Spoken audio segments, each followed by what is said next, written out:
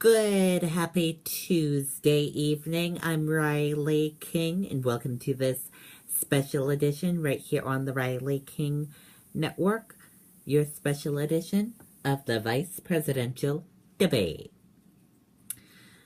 The debate begins at 9 p.m.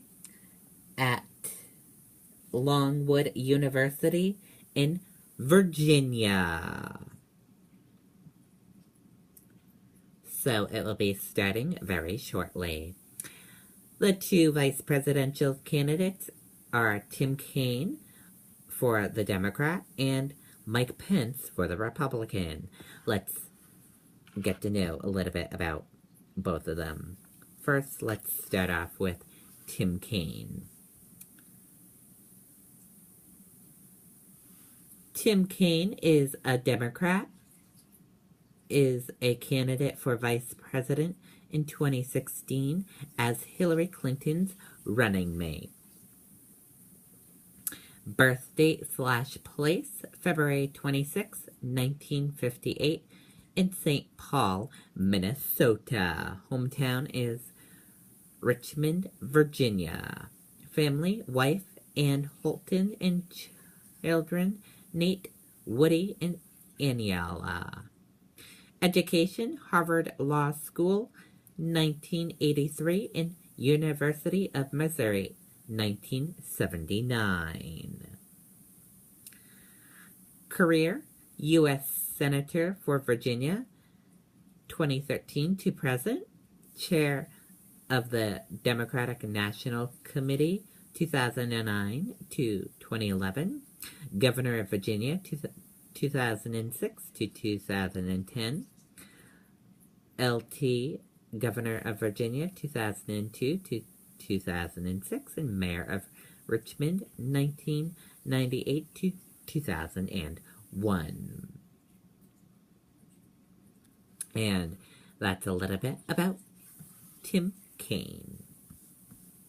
Now let's get to know Mike Pence. Mike Pence, Republican, Governor of Indiana. Mike Pence, Republican, is a candidate for vice president in 2016 as Donald Trump's running mate.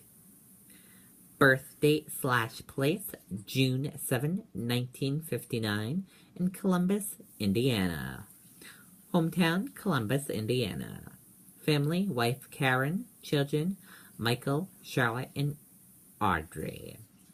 Education, Indiana University, Robert H. McKinnon School of Law, 1986, and Hanover College, 1981. Career, Governor of Indiana, 2013 to present. U.S. House Representative from Indiana's 6th District, 2013 to 2003 to 2013. U.S. House of Representatives from Indiana's 2nd District, 2001 to 2003.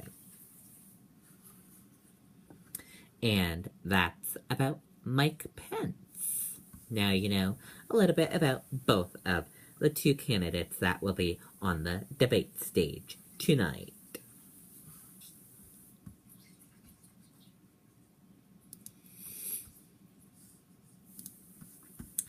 GOP website declares Mike Pence debate winner before debate begins. Let's take a listen to this video from ABC News. To start your free trial today. Iden Ryan debate. Like, no, these things don't really make too much of a big dent. I can remember Martha Raddatz doing really well as the moderator. Yeah, absolutely. That was fantastic. The official GOP website made a grand old gaffe ahead of the vice presidential debate Tuesday night, declaring Republican candidate Mike Pence the winner before the event was scheduled to start. Perhaps unsurprisingly, the GOP announced that Mike Pence was the clear winner of the debate more than an hour before ahead of start time. The GOP went on to list Pence's top moments were when discussing economic and highlight Hillary Clinton's schedule.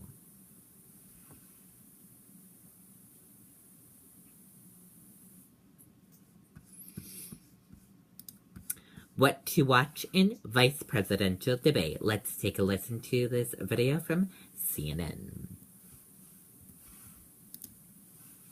Let's head on the Inside Politics table, ask our great reporters to get you out ahead of the big political news just around the corner. Karen? Well, we touched on this a little bit earlier, but I'm going to be focusing, I think, a lot this week on the degree to which a town hall format is going to test a completely different set of skills from both of these candidates.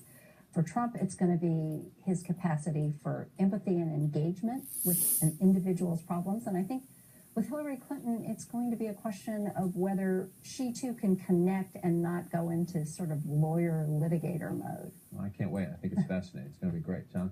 Mike Pence is not leaving the Commonwealth after the debate tomorrow. He is going to be sticking around having a rally in the Shenandoah Valley. Not a frequent campaign stop in October of election year for candidates for president and vice president. Now, why is he doing that? The Trump campaign believes that they can bring the state back into play. Hillary Clinton has not been on the air in Virginia since August, but the Trump folks believe that they have an opening if they can get more conservatives out to vote. Now, that's where you go to find conservatives in the state, in the Shenandoah Valley. The challenge for the Trump folks is that even if they maximize their turnout in rural Virginia, they still have a huge problem. A third of the state's voters live around D.C., and they are sour on Mr. Trump. We'll watch that one. Glenn? Well, I talked a little bit earlier about Hillary's potential challenge with Gary Johnson being fairly strong in the West. Well, the thing that could move the dial is we've heard about these dark murmurings by Roger Stone and Julian Assange about a new WikiLeaks batch of hacked emails. Those would be quite likely to probably cover a lot of the same ground that the DNC hack did. Hillary's folks conspiring against the Sanders folks, clearly that is a core strategy of the Trump campaign, insofar as they have one, is to pull those voters away from Hillary Clinton. So I think all of us are going to be watching to sort of see what WikiLeaks comes up with this week. If it comes, it's October. It's time for surprises. We were talking earlier about North Carolina. A couple of numbers to think about as Hillary Clinton tries to turn that state blue. In 2012, 80% of eligible black voters voted in North Carolina. They obviously voted overwhelmingly for Obama, 96%. He still lost that state by 92,000 votes.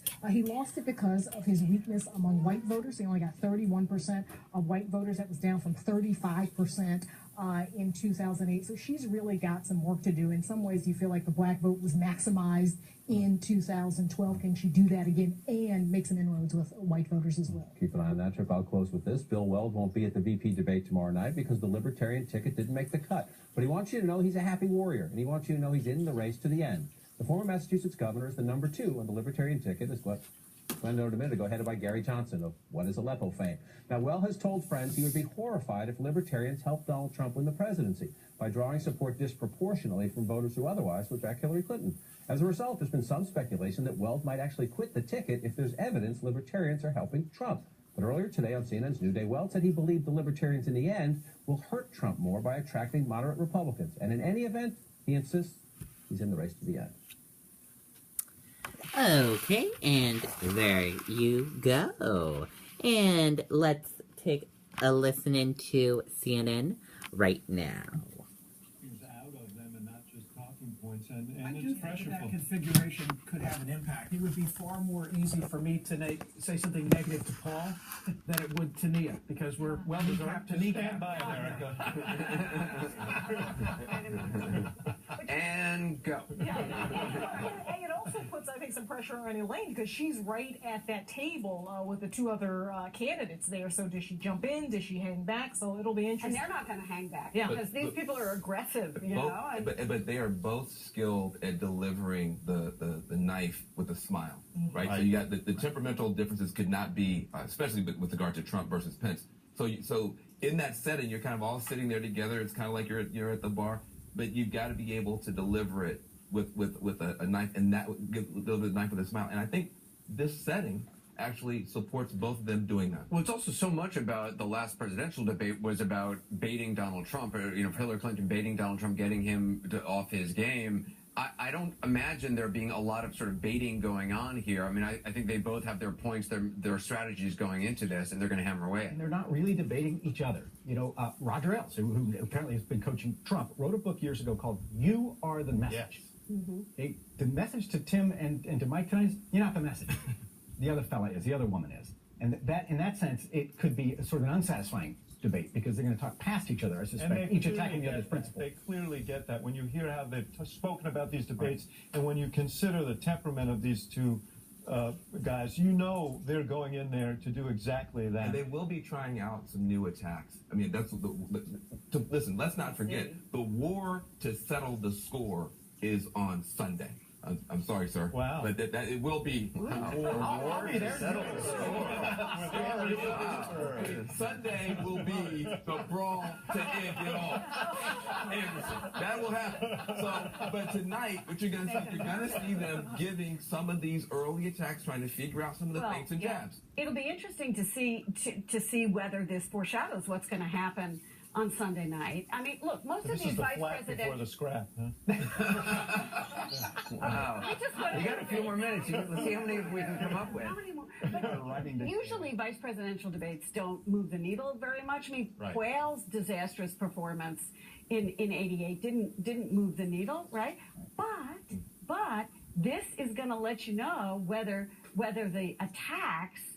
They're going to test out some attacks. That's. I mean, David, would a presidential campaign test out attacks through the vice presidents in a debate? Maybe somewhat, but look, here's the thing. Pence has to stop the bleeding and hold the fort until Trump gets on that stage on Sunday night. If Trump has a good night Sunday night, it could change the picture. If he doesn't, whatever Pence does tonight will be I irrelevant. think stop the bleeding and hold the fort is a mixed metaphor. But anyway. I say that, at least speaking for myself, 10 days ago, I didn't know the name Alicia Machado. I wonder who else is out there whose name we don't know that perhaps by the end of this debate, it wouldn't surprise me if Tim Kaine had someone that he wanted to. And Mike Pence. And Michael, there's ample material there. Are we going to see Pence plant a bomb like Wells Fargo, for instance? Hillary's out now talking about Wells Fargo, but we know that her foundation took in thousands of dollars from Wells Fargo. Who will drop that little bit of information to frame the media narrative for the forthcoming second? It could be that, or it could be somebody who worked for the Trump Taj Mahal in Atlantic City who sold pianos and never got paid, and all of a sudden they tie it to the tax issue. Where this could go is there was a great column in the Wall Street Journal today by Bret Stephens, who is decidedly not a Trump fan, but he wrote a column as if a speech for Donald Trump. And the essence of it was liberal hypocrisy. And that wherever you go, Donald Trump's, one of the reasons he strikes a nerve with people is because he says they're raising this fuss. I mean, think of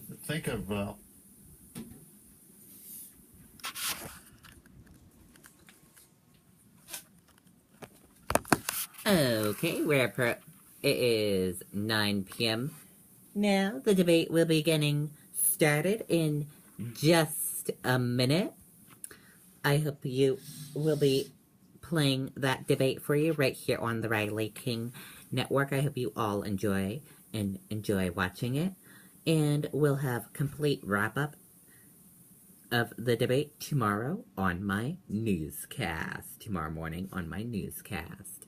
I hope you all have a wonderful Tuesday night and see you tomorrow morning for my newscast.